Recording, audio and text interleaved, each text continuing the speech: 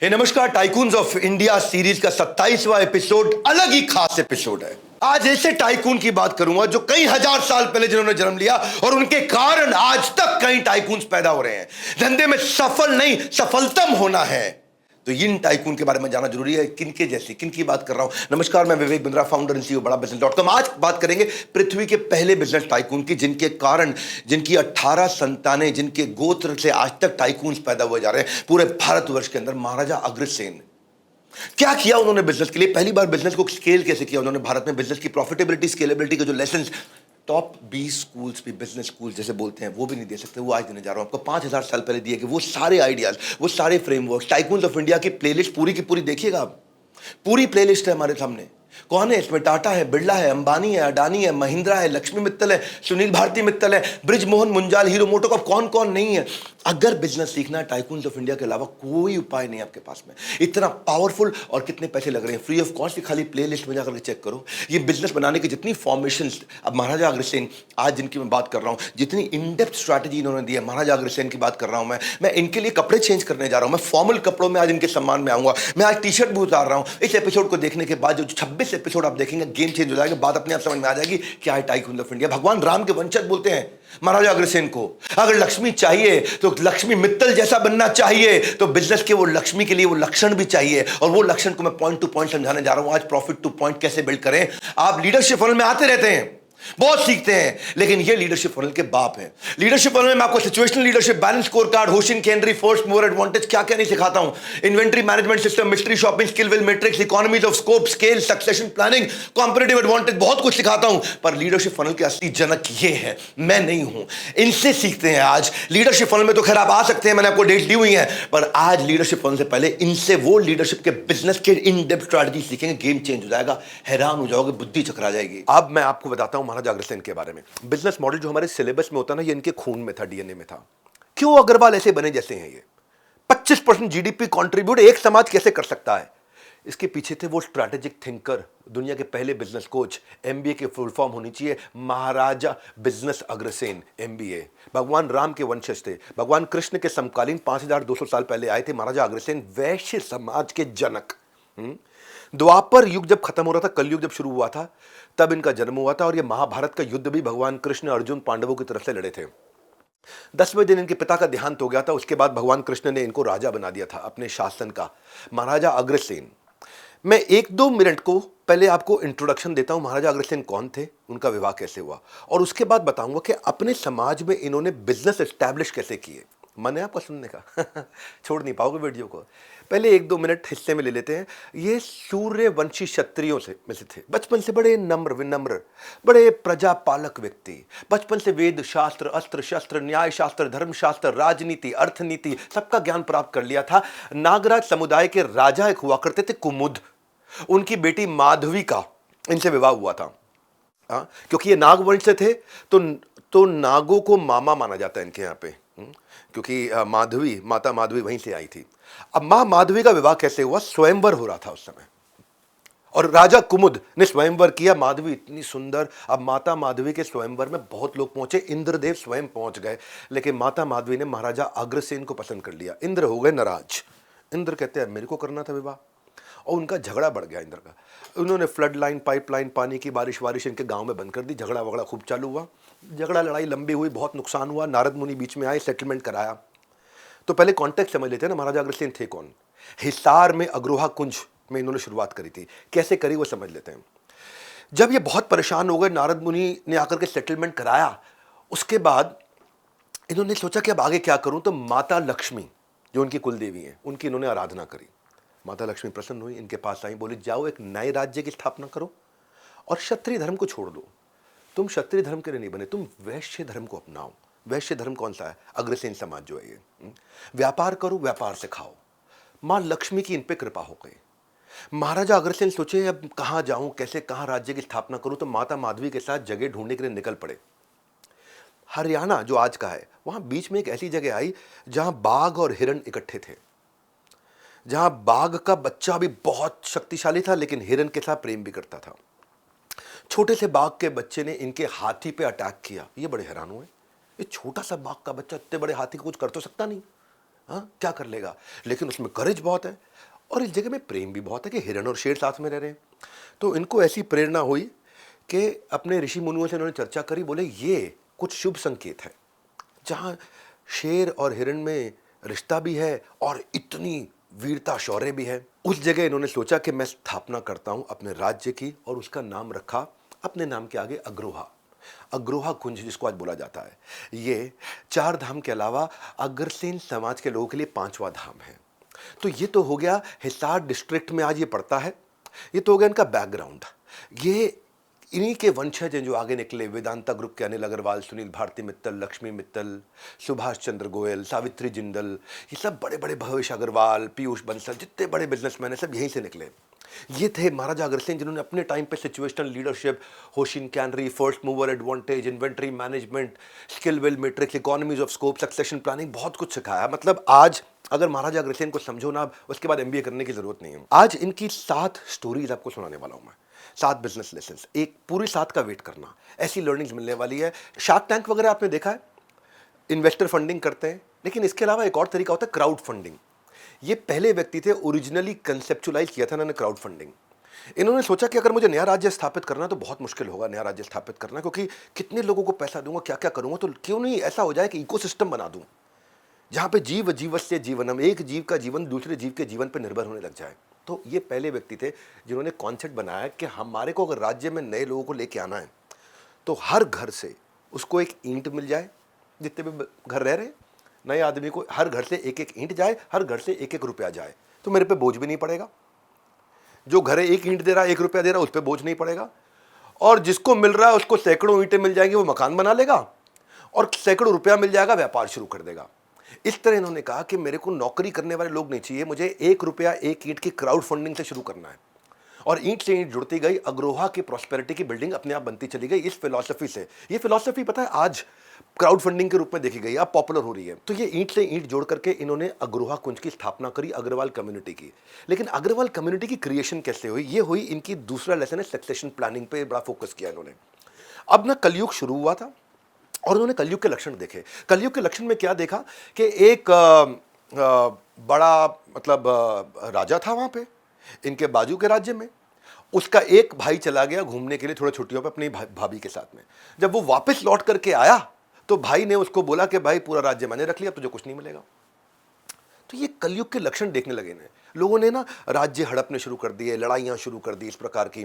कलयुग के लक्षण इतने बढ़ने लग गए कि भाई भाई को कुछ देता नहीं था, महाभारत भी खत्म हुई थी, वही वाले लक्षण आने लगे। तो उन्हें लगा कि अगर ये सिस्टम नहीं बनाया गया, सक्सेशन प्लानिंग नहीं बनाई गई, इन्होंने देखा कि वो जो भाई है वो दूसरे भाई को बोल रहा है तू मेरे यहां नौकरी कर ले, लेकिन तुझे एक तिनका जमीन नहीं दूंगा। तो महाभारत होते होते ये लक्षण देखते देखते इन्होंने कहा कि एक विजनरी बिजनेसमैन की तरह एक एबल सक्सेसर को रेडी करना पड़ेगा। बिजनेस लंबे समय तक अगला सक्सेसर रेडी रख सकता है, क्योंकि बिजनेस मतलब ऑन गोइंग कंसर्न, वो चलते रहना चाहिए। तो पहला इंपैक्टफुल एग्जाम्पल इन्होंने उत्तराधिकार नीति से बनाई, जिसको बोलते हैं सक्सेशन प्लानिंग। महाराजा अग्रसेन जानते थे कोई भी आदमी जिंदा रहेगा नहीं लंबे समय तक, आगे चल के क्राइसिस ना आ जाए उससे पहले ही मैं सक्सेशन के मॉडल को बिल्ड करूं। तो इन्होंने कॉम्पिटेंस के हिसाब से अपने 18 बच्चों को 18 गोत्रों में डिवाइड कर दिया और 18 राज्य उनकी उनकी कैपेबिलिटी के हिसाब से दे दी, और 18 राज्य उनको डिवाइड किया। तो ये अग्रसेन के जो बच्चे हैं, इसको बोलते हैं अग्रोहा शहर के जो लोग हैं, जैसे बंसल, कुच्छल, कंसल, बिंदल, सिंगल, जिंदल, मित्तल, गर्ग, नंगल, मंगल, तायल, तिंगल, मधुकुल, मुदगल, गोय, ये सब कौन है, ये इनकी संतानें थी। और 18 संतानों से इन्होंने 18 लोगों को क्या देखा, उन्होंने दिखाया पहले मैं सिखाऊंगा उनको खुद को मैनेज करें, फिर टीम को मैनेज करें, फिर मैनेजर्स को मैनेज करें, फिर फंक्शनल हेड्स को मैनेज करें, फिर उसके बाद बिजनेस हेड्स को मैनेज करें, फिर सीईओ को मैनेज करें, फिर चेयरमैन बन जाए। तो ये एक पूरा सक्सेशन प्लानिंग का मॉडल इन्होंने अपनी 18 संतानों को बड़े स्ट्रक्चर के हिसाब से सिखाया। आज वही हम देखते हैं कि जब स्टीव जॉब्स को लगा कि मेरे जाने का समय आए, उससे पहले ही मैं अपना सक्सेसर ढूंढूं, तो हैंड पिक करके उन्होंने टिम कुक को ढूंढा 2011 में। और आज भी देख लो एप्पल कहां का कहां पहुंच चुका है। टाटा ग्रुप में जेआरडी टाटा ने रतन टाटा को चुना, रतन टाटा ने चंद्रशेखरन को चुना। आदित्य बिरला ग्रुप में भी शिव नारायण बिरला के बाद घनश्याम दास बिरला के बाद आदित्य बिरला के बाद कुमार मंगलम बिरला। इसको बोलते हैं सक्सेशन प्लानिंग। कि आप कैपेबिलिटी के अनुसार, तो इनकी जो 18 संतानें थी वो बनी 18 गोत्र, और वहाँ से 18 अलग अलग उन्होंने physical capability, arms, ammunition, man power, leadership, funds, उसके हिसाब से उन्होंने प्रॉपर डिवीजन करके दिया। आज भी सक्सेशन प्लानिंग केवल 15% इंडियन फैमिलीज प्रॉपर्ली कर पाती है, और महाराजा अग्रसेन की सक्सेशन की स्ट्रैटेजी थी कि बिजनेस नहीं रुकना चाहिए, आगे लगातार इसी तरह बढ़ता रहेगा। ये वीडियो गेम चेंजर होने वाला है। आईवी लीग में टॉप बिजनेस मॉडल जो सिखाए जाते हैं वो 5000 साल पहले महाराजा अग्रसेन ने सिखाए। ये क्रैश कोर्स केवल आधे घंटे में हाई क्वालिटी एनिमेशन के साथ दे रहा हूं। आज अगर हायरिंग करते हो आपको दिक्कत आती है, तो महाराजा अग्रसेन ने समझाया मैन पावर कैसे सिलेक्ट करनी है। जब आप ठेले से सब्जी भी खरीदते हो ना, तो भी उलट पुलट के ढंग से देख के सिलेक्ट करके सब्जी लेते हो। कभी भी इन्वेस्ट करने से पहले आप इन्वेस्टिगेट करते हो। तो कहानी ऐसी है कि महाराजा अग्रसेन का राज्य बहुत अच्छा चल रहा था और अड़ोसी पड़ोसी इनसे परेशान हो गए। ये अभी चालू किया और इतना तेज ग्रो कर गए। इनका कंपाउंडेड एनुअल ग्रोथ रेट देखो, हर साल महाराजा अग्रसेन की टीम आगे बढ़ रही है। तो एक पड़ोसी राज्य का राजा था ना, वो उसने षड्यंत्र करके इनके राज्य में घरों के अंदर आग लगवा दी, बहुत नुकसान हुआ। अब महाराजा अग्रसेन के इलाके में बहुत लोग मारे गए, बहुत लोगों को नुकसान हुआ। तो चाइना की तरह, जैसे चाइना करता है ना, वैसे ही किया इन्होंने भी। पड़ोसी राज्य ने क्या किया कि पहले तो जी तंग कर दो, परेशान कर दो, आग लगा दो, फिर आ जाओ जी हम तो सांत्वना देने आए, कोई दिक्कत हो तो बताओ, हम मदद कर दें। हम अपने कारीगर भेज देते हैं यहाँ पे, कोई काम कराने में रुक रहा हो, आपको दिक्कत आ रही हो। तो जिसने आग लगाई वो खुद ही आ गया। उसकी मंशा ये थी कि मैं अपने कुछ बुद्धिमान लोगों को भेज के इनकी स्ट्रैटेजी समझूं, महाराजा अग्रसेन इतना तेज ग्रो कैसे किए। अब महाराजा अग्रसेन को ना उसका प्रस्ताव में कुछ दाल में काला लग रहा था। मालूम तो था नहीं कि इसी ने कराया है, लेकिन फिर भी नुकसान इतना हो चुका था, व्यापारियों को हर दिन लॉस हो रहा था। बेमन से उन्होंने इसका प्रस्ताव स्वीकार कर लिया। पड़ोसी राज्य के कारीगर आए, वो कारीगर एक्चुअली थे ही नहीं, वो तो स्ट्रैटेजी सीखने आए थे, तो यहाँ कोई काम ही ना करे। थोड़े दिन में महाराजा अग्रसेन समझ गए कि भाई ये कुछ काम वाम करने के मूड में नहीं है, लफड़ा कुछ और ही है।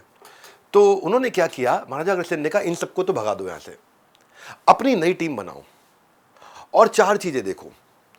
पहली चीज कि कुछ ऐसे लोग मिलेंगे जिनके अंदर काम करने की इच्छा भी है और क्षमता भी है, इन लोगों से तुरंत काम कराओ। दूसरी चीज, कुछ ऐसे लोग मिलेंगे जिनके अंदर काम करने की इच्छा है लेकिन क्षमता नहीं है, इनको अपन डेवलप कर देंगे, है ना, सिखा देंगे इनको। तीसरी चीज, कुछ ऐसे होंगे जिनमें क्षमता है पर इच्छा नहीं है, इनको एनकरेज करेंगे हम। और कुछ ऐसे हैं जिनके पास ना इच्छा ना क्षमता, इनको हटा दो यहां से, इनसे काम नहीं कराएंगे। इसको बोलते हैं स्किल विल मैट्रिक्स। स्किल का मतलब है कार्य कुशलता, विल मतलब इच्छा शक्ति। काम करना आता है और काम करना भाता है। जब इन दोनों का कॉम्बिनेशन बन जाता है, महाराजा अग्रसेन बोले बहुत बहुत बहुत पैसा आता है। और सरप्राइज ये हुआ कि ऐसा एक भी आदमी नहीं मिला जिसके अंदर ना इच्छा है ना क्षमता है, क्योंकि लोग खुद ही काम करने आना चाहते थे, तो उनका कमिटमेंट लेवल भी था। और वो इतने कमिटेड थे, सभी लोगों को उनके कार्य क्षमता और इच्छा के हिसाब से उनको कार्य दिया। इसको बोलते हैं स्किल विल मैट्रिक्स। अब फायदा ये हुआ कि पैसा अपने राज्य से बाहर भी नहीं जा रहा था, अपने ही राज्य के लोग डेवलप हो रहे थे, अपने ही अंदर अपने ही एम्प्लॉयज, अपने ही खुद के लोग काम कर रहे थे, और वो अपना ही राज्य बढ़ने लगा, जिसको मेक इन इंडिया बोलते हैं आज हमारे भारत के अंदर, कि भाई हमारे देश के अंदर ही मैन्युफैक्चरिंग होती रहे, made in India, make in India, और जिससे प्रोग्रेस और ज़्यादा होने लगी।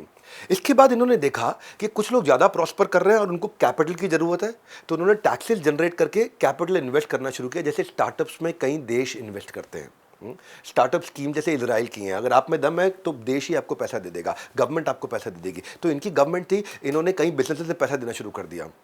तो इन्होंने मॉडल क्या बिल्ड किया, ये देखना है कि किसको मुझे मैनेज करना है, किसको मुझे कोच करना है, किसको मुझे डेलीगेट करना है, किसको सपोर्ट करना है, किसको मेंटर करना है, किसको डायरेक्ट करना है। तो मैन पावर को उसी के हिसाब से इन्होंने एंगेज किया और उनको बोला कि अपने प्रॉफिट्स को वापस री इन्वेस्ट करना शुरू करो, उस तभी प्रॉफिट आएगा। और आपने क्या प्राइसिंग रखनी, क्या पोजिशनिंग रखनी है, सारे स्टार्टअप ये डीकोड नहीं कर पाते, जो आज डीकोड नहीं कर पाते, जो उस टाइम पे इन्होंने सिखाया। महाराजा अग्रसेन एक अद्भुत बिजनेस कोच थे। कोई भी आदमी आता था उसको बिजनेस के थ्रू उसकी प्रॉब्लम सॉल्व कर दिया करते थे। कोई समस्या इनके पास लेकर के आओ, उन्होंने financial planning, analysis, costing, pricing सिखाया। मैं बताता हूँ हुआ क्या, जब वो भीषण आग लगी थी तो बहुत सारे घर जल गए थे, कई लोग भी मारे गए, इसमें कई औरतें, आदमी मारे गए। तो इसका असर ये आया, उस असर को समझाने से पहले मैं कहानी समझाता हूँ आपको। हुआ ये कि कुछ लेबर जो थी, उनको जब दिन में फैक्ट्री में खाना दिया जाता था तो जो 4 रोटी खाता था वो 12 रोटी खाने लग गया। लोग हैरान, ये 4 रोटी खा रहा है, 12 खा रहा है। तो जाके महाराजा अग्रसेन को शिकायत लगाई। महाराजा अग्रसेन बोले यार खाने पे तुम क्यों सवाल जवाब कर रहे हो, खाना खाने दो। बोले दिक्कत ये है कि 12 रोटी खाने के बाद वो सो जाता है, काम नहीं करता। तो महाराजा अग्रसेन गए, बोले चेक करो ऐसा क्यों हो रहा है भाई। फिर ये तो बात गलत है। तो उनके मंत्रियों ने भी कहा चेक करना चाहिए। तो जब उन्होंने बात करना ज़रूरी समझा, लोगों से गए, बात किया, उन्होंने कुछ ऐसी लेबर को बुलाया, तो पता चला कि मजदूरों से मालूम चला कि जो लोग ज़्यादा खाना खा रहे हैं ये वो लोग हैं जिनकी बीवियां मर गई हैं, उनको रात को खाने को नहीं मिलता, सुबह नाश्ता नहीं मिलता, उनको दिन में जब अपनी फैक्ट्री में खाना मिलता है तो सारा का सारा एक साथ खा जाते हैं 3 बारी का खाना, क्योंकि घर में बीवी है नहीं, कौन बनाएगी। तो महाराजा अग्रसेन को समझ में आया कि यार ये तो बड़ी प्रॉब्लम हो गई, इनकी बीवियां नहीं है। तो उन्होंने कहा कि अगर बीवियां मरी हैं तो कईयों के पति भी मरे होंगे। तो देखा, पता किया, कुछ ऐसी बीवियां मिली जिनके अब 2-3 बीवियां मिली जिनके पति नहीं रहे अब। तो उनको बुलाया, उन्होंने लेडीज़ को समझाया, बोला तुम्हें बिजनेस वुमेन बनाना चाहता हूँ। बोले क्या करेंगे? बोले तुम क्लाउड किचन चालू करो। अब जिनकी बीवियां मर गई हैं तुम उनके लिए खाना बनाओ और रात को उनके लिए खाने की डिलीवरी करो, टिफिन सर्विस तैयार करो, क्लाउड किचन तैयार करो। अब क्लाउड किचन और टिफिन सर्विस की बात महिला को अच्छी लगी, पूरे उत्साह से अगले दिन महिला काम पे लग गई, उसने खाना बनाना शुरू किया और एक एक महिला ने 10-10 ऐसे आदमियों को खाना खिलाना शुरू किया। अब वो तीनों महिलाएं 1 महीने के बाद रोती हुई महाराजा अग्रसेन के पास पहुंच गई और रोने लगी। बोले कि भाई मैं तो बड़ी परेशान हूं। बोले क्या परेशानी है? बोले हर आदमी से हम खाना खिलाने के 2 सिक्के महीने के लेते थे, 10 लोग खाना खाते हैं, 10 लोग इंटू 2 सिक्के, मतलब मुझको 20 सिक्के मिलते थे और खर्चा मेरा 23 सिक्के का हो जाता है, बहुत नुकसान हो जाता है। तब महाराजा अग्रसेन ने पूछा 23 सिक्के का खर्चा क्यों हो रहा है? सब्जी कितने की लग रही है? 1 थाली में। आटा कितने का लग रहा है? 1 थाली में। दाल कितने की लग रही है? चावल कितने की लग रही है? कोयला कितने का लग रहा है? पानी कितने का लग रहा है? मेहनत कितने का लग रहा है? प्रॉफिट कितने का जोड़ा? तो लेडी को समझ में आया कि भाई मैंने तो कॉस्ट ऑफ गुड सोल्ड, जिसको बोलते हैं कॉग्स, जिसको बोलते हैं कॉस्ट बिहाइंड द कॉस्ट, वो निकाला ही नहीं और कॉस्ट को अपोर्शन करना नहीं सीखा कि थाली पे एक कॉस्ट को कैसे जोड़ा जाए। एक थाली मुझे कितने की पड़ेगी, वो हिसाब महाराजा अग्रसेन ने लगा के समझाया। तो महाराजा अग्रसेन ने समझाया कि 10 लोगों का 1 महीने का जो खाना है तुम्हारी, उसकी कॉस्ट आ रही है 25 सिक्के, यानी कि एक आदमी पे तुम्हारा 2 सिक्का नहीं 2.5 सिक्के की कॉस्ट आती है। वो कॉस्ट अपोर्शनमेंट सिखाई और उसके बाद महाराजा अग्रसेन ने बताया कि अब एक काम करो, तुम हर एक से 2.5 सिक्के लगते हैं, तुम 3 सिक्के मांगने शुरू कर दो। तो लड़की घबरा गई, लेडी बोली महाराज अगर मैं 2 की जगह 3 सिक्के मांगूंगी, मेरे 2.5 लग रहे हैं लेकिन 3 मांगूंगी, तो लोग मुझे छोड़ के चले जाएंगे। महाराजा अग्रसेन ने कहा कि छोड़ के जाएंगे क्यों नहीं, वो अलग समझाता हूं, पर पहले तुम ये प्राइसिंग सीखो। ये अलग अलग प्रकार की प्राइसिंग होती है, loss leading, predatory, cost plus, penetration. Maharaja Agrasen ने उसको कॉस्ट प्लस प्राइसिंग सिखाई कि तुम्हारी ये कॉस्ट ऐसे निकालनी है और प्लस अपना प्रॉफिट ये जोड़ करके 3 सिक्के मांगने हैं। तो लेडी ने बोला अगर लोगों ने आने को मना कर दिया तो? अग्रसेन ने कहा नहीं, अब लोगों को तुम्हारे हाथ के अच्छे खाने की आदत पड़ गई है और उनके पास और कोई ऑप्शन नहीं है, इतनी औरतें नहीं है, इसको बोलते हैं एग्जिट बैरियर, वो तुमको छोड़ के नहीं जाएंगे। और क्योंकि ये तुम्हारी सबसे बड़ी ताकत है, क्योंकि तुम ही बना रही हो यहाँ पे। अब वो लेडी बोली ऐसा ना हो जाए और औरतें बनाना शुरू कर दें तो तुम मुझे समस्या आ जाएगी। तो महाराजा अग्रसेन बोले नहीं, और नहीं आएंगे, इसको बोलते हैं एंट्री बैरियर, क्योंकि बाकी की औरतें हैं उनके पति हैं, वो अपने पति को छोड़ करके 10 आदमियों को खाना नहीं बना पाएंगी, वो अपने बच्चों को छोड़ के 10 आदमियों को खाना नहीं बना पाएंगे। तुम खाली बैठी हो, तुम 10 का खाना ज़्यादा एफिशिएंटली कॉस्ट इफेक्टिव तरीके से बना सकती हो, तो नया कंपटीशन नहीं आएगा। इसको बोलते हैं एंट्री बैरियर। बड़े प्यार से उन्होंने एग्जिट बैरियर और एंट्री बैरियर दोनों सिखा दिए। जैसे ही एग्जिट बैरियर एंट्री बैरियर सीखी, वो महाराजा अग्रसेन ने बताया कि नया एंट्रेंट आएगा नहीं, तुम्हारी बार्गेनिंग पावर मजबूत है क्योंकि यहाँ पे कोई और सब्स्टिट्यूट नहीं है और यहाँ पे कोई और सप्लायर नहीं है। जब ये 4 चीज़ें नहीं है तो तुम प्राइस बढ़ा सकते हो। और वो लेडी ने प्राइस बढ़ाया, उसको समझ में आया। महाराजा अग्रसेन ने कहा एक और चीज़ समझाता हूँ, हमेशा हर एक के लिए अलग अलग खाना मत बनाना, मास कस्टमाइजेशन करना। क्या कस्टमर चाहता है वो डिसाइड करो, अपनी ऑपरेशनल कैपेबिलिटी देखो और कॉस्ट इन्वॉल्व चेक करो, उससे तुम्हारी कॉस्ट कंट्रोल में रहेगी। वो लेडी ने बहुत फ्लरिश किया, एक्सपेंशन टेक्निक्स बताई, मैनेज करना बताया कि मल्टीप्लाई कैसे करें। उन्होंने शुरू में तो मोनोपोलिस्टिक फॉर्मूलाज रखे थे कि एक आदमी एक ही प्रकार का बिजनेस करेगा ताकि मेरा राज्य एस्टैब्लिश हो जाए। और जब राज्य जैसे जैसे बढ़ने लगा तब उन्होंने कहा कि अब अलग अलग प्रकार की चीजें भी आप अपने साथ में अपनी दुकान में रख सकते हो। एकाधिकार की नीति को उन्होंने मोनोपोली को खत्म किया और व्यापारियों को अनुमति दे दी कि वो एक या एक से ज्यादा चीजों की बिक्री करें, क्योंकि अब पूरा राज्य एस्टैब्लिश हो चुका था, जिसको बोलते हैं डिपार्टमेंटल स्टोर। तो उन्हीं दोनों एक व्यापारी था, वो छोटी सी उसकी दुकान थी। जैसे ही मोनोपोली का मॉडल खत्म हुआ, उन्होंने बाजू की दुकान, इधर की दुकान लेके अपनी दुकान को बड़ा कर लिया और किराने के साथ में दूध, दही, बर्तन, कपड़े सब कुछ बेचना शुरू कर दिया। बहुत तेज बिजनेस उसका ग्रो कर गया। उसने कहा इतना पैसा कमा लिया, पत्नी के साथ कहीं वेकेशन पे जाता हूँ, कहीं घूमने जाता हूँ। पर जैसे ही वापस आया, वापस आकर के देखा कि दुकान में बर्तनों को छोड़ करके सारा सामान चूहे खा चुके थे। नुकसान देख के परेशान हो गया हूँ। महाराजा अग्रसेन के पास पहुंचे। महाराजा अग्रसेन हर चीज़ का बिजनेस से सोल्यूशन दिया करते थे। महाराजा अग्रसेन ने उसको अलग अलग तरीके के मॉडल समझाए। महाराजा अग्रसेन ने दुनिया का पहला डी मार्ट और दुनिया का पहला वॉलमार्ट, दुनिया का पहला बिग बाजार बनाना उसको सिखाया। उनको बताया वाइड डीप स्क्रैम्बल्ड असॉर्टमेंट्स क्या होते हैं। उन्होंने सबसे पहली चीज़ उनको बताया कि चूहे क्यों आए वहाँ, मालूम? चूहे इसलिए आए क्योंकि वहाँ खाने की चीज़ें पड़ी थी बहुत सारी, दूध दही पनीर शक्कर आटा होगा तो चूहे आएंगे। तो उन्होंने समझाया लीफो फीफो समझो, कि कपड़े बर्तन सजावट का सामान श्रृंगार का सामान वो पहले ला करके रखो और बाद तक बेचो, लेकिन जो दूध दही पनीर शक्कर आटा है वो हमेशा क्या करो, आखिरी में लेके आओ, लास्ट इन फर्स्ट आउट। वो बाद सबसे आखिरी में लेके आओ क्योंकि उसकी एक्सपायरी होती है और फर्स्ट आउट, उसको सबसे पहले बाहर निकालो। जो जापान में लीफो फीफो समझाया जाता है, महाराजा अग्रसेन ने 5200 साल पहले समझा दिया था। Stock management, rack management, expiry management, LIFO FIFO. उन्होंने बताया कि सामान को 3 हिस्सों में बांटो, जो ज्यादा बिकता है उसको ज्यादा रखो, जो कभी कभी बिकता है उसको कम लेकर के आओ, और जो नहीं बिकता है उसको लाना बंद कर दो।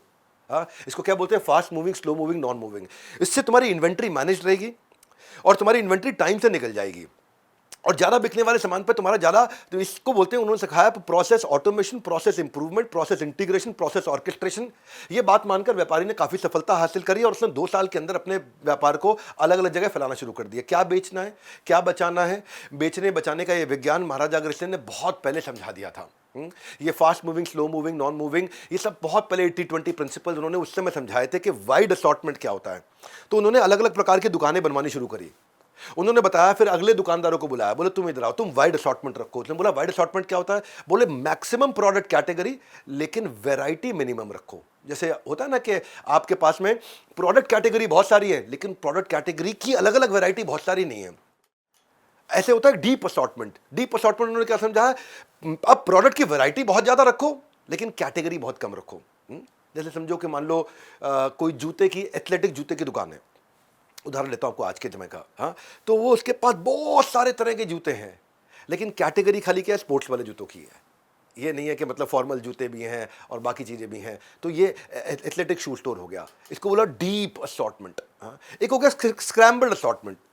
तो कुछ को उन्होंने बिग बाजार, डीमार्ट, वॉलमार्ट बनाया, मैक्सिमम कैटेगरी, मैक्सिमम वैरायटी। हाँ, जितने ज़्यादा से ज़्यादा कस्टमर तुम ले सकते हो, जिसके पास ज़्यादा कैपिटल था उससे वो काम कराया था, क्योंकि वन स्टॉप शॉपिंग बन जाए तुम्हारी दुकान, जहां पे जैसे सुपरमार्केट होता है ना, वहां सब कुछ मिल जाएगा आपको एक ही जगह पे। तो वो stock management, expiry management, rack management, ऐसी छोटी छोटी प्रॉब्लम को महाराजा अग्रसेन इजी सोल्यूशन के साथ दिया करते थे, जो आज के समय बिजनेस स्कूल में मैनेजमेंट स्ट्रैटेजी के साथ बिजनेस सेशन में सिखाया जाता है। पिवोट कैसे किया जाए, बिजनेस में चेंज कैसे लेके जाए।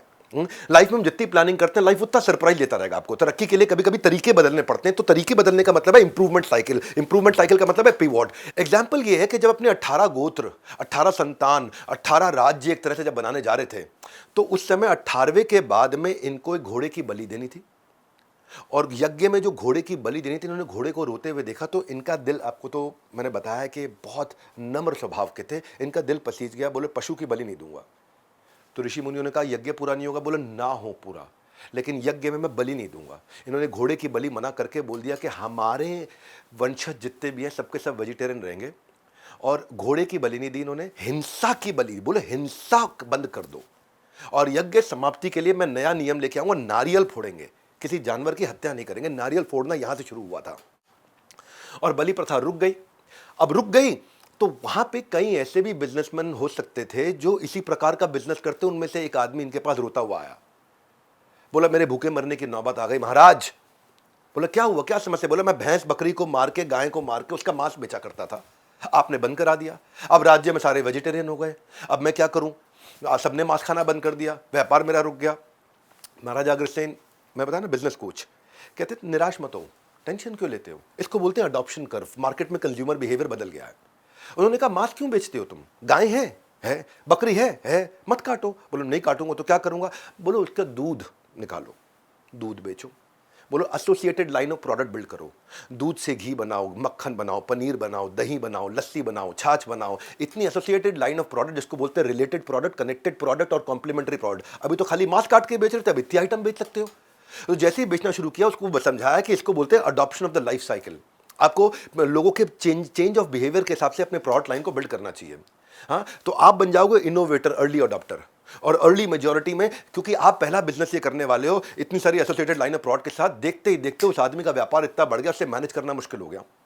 फिर आया महाराज अग्रसेन के पास, बोले महाराज बहुत बहुत धन्यवाद, महाराज की जय हो, महाराज की जय हो, लेकिन बिजनेस इतना बढ़ गया, संभल नहीं रहा। तो महाराज ने कहा अकेले सब कुछ नहीं बेच पाओगे। अब देखो नया मॉडल दिया उन्होंने ये महाराजा अग्रसेन के मैं ये साइड दिखाना चाहता हूँ आपको। मैं जिस प्रकार से अपने चैनल पे वीडियो डालता हूँ ना, कहीं नहीं मिलेंगे आपको। ये किसी यूट्यूब पे कंटेंट ढूंढ लेना, महाराजा अग्रसेन की ये कहानियां जो मैं बताने वाला हूँ कोई नहीं बता पाएगा। बोले अकेले अब तुम कुछ सब कुछ नहीं बेच पाओगे, आसपास के गांव में बड़े व्यापारियों तक जाओ, अपना एक डिस्ट्रीब्यूशन नेटवर्क तैयार करो, और डिस्ट्रीब्यूशन नेटवर्क तैयार करो, अपने रिटेलर्स तैयार करो और अपने माल को वहां सुपर स्टॉकिस्ट तक पहुंचाओ, और वो आगे अपने गांव में, अपने शहर में पूरा डिस्ट्रीब्यूट करेगा। उसका बिजनेस और बढ़ गया। बोले अब जो तुम कर रहे हो इसको बोलते हैं इकोनॉमीज ऑफ स्कोप। बोले इकोनॉमीज ऑफ स्कोप क्या होता है? आप सेम वेयरहाउस को यूटिलाइज कर रहे हो similar type of different product बनाने में। मतलब आपको दही के लिए अलग फैक्ट्री, दूध के लिए अलग फैक्ट्री, छाछ के लिए अलग फैक्ट्री नहीं लगानी है। जैसे एक जूता बनाने वाला है, वो जूता पहले मम्मी पापा के बनाता था, लेकिन उसी जूता बनाने की फैक्ट्री में उसने बच्चों को भी बनाना शुरू कर दिया। तो क्या किया? वही इक्विपमेंट यूज करे, वही सप्लाई यूज करी, वही स्टोरेज यूज करी, वही डिस्ट्रीब्यूशन चैनल यूज किया, लेकिन नया लाइन ऑफ प्रोडक्ट बना दिया, रेवेन्यू बढ़ गया। वो बड़ा हैरान हुआ यार। हाँ, जैसे मान लो मैकडॉनल्ड है, मैकडॉनल्ड अगर बर्गर के लिए अलग आउटलेट्स बनाए और फ्रेंच फ्राइज के लिए अलग आउटलेट बनाए, तो उसकी फ्रेंच फ्राइज की कॉस्ट भी बढ़ जाएगी, बर्गर की कॉस्ट भी बढ़ जाएगी, पर सेम रिसोर्सेज को यूज करके उसी के अंदर से बर्गर और फ्रेंच फ्राइज दोनों बेच रहा है। ये दोनों करो और अब ज्योग्राफिकल एक्सपेंशन, डिस्ट्रीब्यूशन नेटवर्क के साथ आगे चले जाओ। जब आप ये रिलेटेड कनेक्टेड प्रोडक्ट को लेकर के इकट्ठे जाओगे तो आपकी लॉजिस्टिक्स कॉस्ट बचेगी। जैसे जैगुआर हुआ करता है, जैगुआर जानते हो ना, पहले टॉयलेट फिटिंग में था, अब उसने क्या किया, जैगुआर ने टॉयलेट की लाइट बिला दी, एसोसिएटेड लाइन ऑफ प्रोडक्ट। एक बार इनके पास काफी सारे व्यापारी पहुंचे, बोले अग्रोहा कुंज के आसपास हिसार में गर्मी रहती है, हम यहाँ गर्मी के कपड़े कॉटन के बनाते हैं। अब नवंबर, दिसंबर, जनवरी, फरवरी, ये 4 महीने हमारा धंधा चलता ही नहीं है, हमारे को खाने के लाले पड़ जाते हैं, हम क्या करें? कोई खरीदता नहीं, सबको खाली कंबल रजाई चाहिए, और सर्दी के कपड़े हमें यहाँ बनाने नहीं आते हैं, हमारा व्यापार करना मुश्किल हो गया है। तो महाराजा अग्रसेन ने कहा इसमें कोई समस्या नहीं है, आप इंटेलिजेंटली नहीं सोच रहे थे कि कैसे व्यापार उन्होंने बढ़ाया। उन्होंने कहा कि आपको अब क्या है, साउथ के अंदर ये टेम्परेचर, ये क्लाइमेट और इस विंड के कारण इस समय वहां पे अभी भी गर्मी होगी, तो सामान इकट्ठा मत करो, सामान को इकट्ठा करके यहां से सामान के साथ ट्रैवल करो ताकि आपका नुकसान ना हो। Inventory management, just in time strategy समझाई इन्होंने। जहां मांग है वहां पहुंच जाओ। बड़े बड़े मैनेजमेंट कॉलेजेस में महाराजा अग्रसेन का सीजनल बिजनेस मॉडल आज पढ़ाया जाता है। महाराजा अग्रसेन ने 6-7 टिप दिए उनको। बोला पहला टिप क्या है, जहां पे सीजन है वहां जाओ। दूसरा, अगर यही काम करना अपने सीजन को एक्सटेंड करो, जब सीजन खत्म होने लगा तो उससे मैं डिस्काउंट देके अपने माल को निकालो। तीसरा, महाराजा अग्रसेन ने समझाया कि क्या करो, अपने कस्टमर्स, अपने डिस्ट्रीब्यूटर्स के साथ साउथ के रेफरल लॉयल्टी प्रोग्राम बिल्ड करो ताकि वो खुद आपसे सामान मंगवाना शुरू कर दें। और बताया इसके अलावा अगर तुम कुछ और नए प्रोडक्ट लाइन ऐड कर सको जो इस सीजन पे चल जाए, बहुत अच्छा। और फाइनली, अगर तुम इस समय यहां माल नहीं बेचते, साउथ में नहीं जाना चाहते, तो जब सीजन आने वाला है उसकी तैयारी अभी शुरू कर दो, ताकि तुम इस समय अपने रिटेल ऑपरेशंस बंद करोगे, तुम्हारा खर्चा बचेगा। आपका बिजनेस सीजनल हो सकता है पर आपकी कमिटमेंट सीजनल नहीं होनी चाहिए। ऐसे विजनरी पर्सनालिटी, इनको केवल बिजनेस स्कूल में नहीं, प्राइमरी स्कूल में ही पढ़ा जाना चाहिए। खैर, शुरुआत हो चुकी है, आज हरियाणा इसके स्टेप्स ले रहा है। आज बायोग्राफी महाराजा अग्रसेन की पढ़ाई जा रही है 5वीं क्लास में हरियाणा में। अग्रोहा को आने वाले समय में एक टूरिस्ट सेंटर बनाया जा रहा है। अग्रोहा ये वो जगह है जहां पे अग्रसेन समाज के लोगों को जिंदगी में एक बार कम से कम जरूर जाना अनिवार्य होता है। महाराजा अग्रसेन के ऊपर स्टैंप भी बनाई गई थी 5100 साल होने पे। आज यूपी, हरियाणा, पंजाब यहाँ गैजेटेड हॉलीडे भी दी जाती है अग्रसेन जयंती पे। हिसार में महाराजा अग्रसेन जी के नाम पे एक इंटरनेशनल एयरपोर्ट आ रहा है। महाराजा अग्रसेन के स्टैचूज बन रहे हैं, टेम्पल्स बन रहे हैं, उनके मंत्र हैं, उनकी आरती है, उनके चालीसा, उनके दोहा, उनकी प्रार्थना, उनके नाम के स्कूल, कॉलेज, यूनिवर्सिटी, हॉस्पिटल, उनके नाम के मेडिकल कॉलेजेस, मैनेजमेंट कॉलेजेस, उनके नाम के गार्डन, पिकनिक पे आओ, धर्मशाला। क्यों इतना दान सेवा करते हैं? क्षत्रिय धर्म कहता है तलवार उठा लो, वैश्य धर्म कहता है व्यापार संभालो। तो उन्होंने क्या किया, तलवार के ऊपर व्यापार को चुनकर महाराजा अग्रसेन ने अपनी आने वाली सारी सदियों का कल्याण कर दिया। आज अग्रवाल समाज के लोग पूरी दुनिया में फैल चुके हैं। महाराजा अग्रसेन की स्टोरी मैंने इस प्रकार से आपको समझाई जिसके बारे में आपको समझ में आया कि क्यों बनिए आज व्यापार में इतने तेज है, क्यों, ये संस्कार कहां से आए, ये खून कहां से आए। इसलिए मैं सम्मान करता हूं, मैं इतना सम्मान करता हूं, मुझे तो कई बार लगता है शायद मैं पिछले जन्म में खुद ही अग्रवाल समाज का रहा हूं, क्योंकि मेरे को इतने संस्कार इनके प्यारे लगते हैं। तो अग्रोहा में जो उन्होंने बिजनेस का बीज उन्होंने बोया है ना, आज पूरी दुनिया का एक बड़ा वृक्ष बनके पूरी दुनिया को आज छाया दे रहा है, क्योंकि इतनी ज्यादा डोनेशन ये लोग करते हैं। ऐसी जीवात्मा को आज मेरा कोटि कोटि नमन। कमेंट बॉक्स में आकर के मैं आपके फीडबैक्स पे, आपके सजेशन पे रिप्लाई जरूर करूंगा। हमारे साथ जुड़े रहने के लिए, वर्ल्ड के नंबर 1 एंटरप्रेन्योर यूट्यूब चैनल को सब्सक्राइब करने और करवाने के लिए आप सबका बारंबार धन्यवाद।